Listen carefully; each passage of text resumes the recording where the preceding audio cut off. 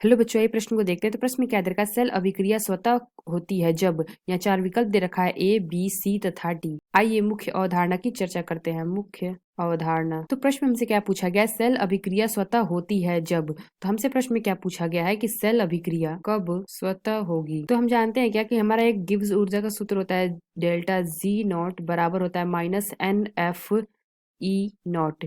जहाँ की हमारा एन क्या होता है, नंबर ऑफ इलेक्ट्रॉन्स होते हैं, और एफ हमारा क्या होता है, फैराडे, जिसका मान हमारा क्या होता है, इसका मान होता है 96500। और ई नॉट हमारा क्या होता है, ई नॉट सेल। तो यहाँ से अगर हम जानते हैं क्या कि जो हमारा ई नॉट सेल होता है, इसका मान अगर धनात्मक हो यानी कि पॉजिटिव हो, तो जो हमारी अभिक्रिया होगी वो हमारी अभिक्रिया क्या होगी, स्वतः होगी। हमने क्या बताया, जब हमारा ई नॉट का मान धनात्मक होगा तो जो हमारी अभिक्रिया हो स्वतः होगी, क्योंकि यहाँ पे देखें हम, तो यहाँ पे ई नॉट का मान अगर धनात्मक होगा तो ये जो हमारा गिब्स ऊर्जा यानी कि डेल्टा जी नॉट है, ये हमारा क्या है, ऋणात्मक में आ जाएगा। यानी कि हम क्या कह सकते हैं, तो हम क्या कह सकते हैं कि जो हमारा डेल्टा जी नॉट का मान जब ऋणात्मक होगा तो जो हमारा अभिक्रिया है वो हमारी क्या होगी, स्वतः होगी। तो हमने क्या बताया, जो हमारा डेल्टा जी नॉट का मान ऋणात्मक होगा तो अभिक्रिया स्वतः होगी। यानी कि इसके लिए जब ऋणात्मक होगा तो यानी कि हमारा ई नॉट का मान भी पॉजिटिव होना चाहिए। तो अगर हमारा ई नॉट का मान पॉजिटिव होगा तो जो हमारा डेल्टा जी नॉट है ये हमारा क्या है, ऋणात्मक आएगा। तो जो अभिक्रिया है वो स्वतः होगी। तो आइए अपना विकल्प देखते हैं कौन सा विकल्प सही है। तो पहला क्या दे रखा है, ई नॉट रिडक्शन ऋणात्मक होता है। तो यहाँ पे क्या बात किया गया है,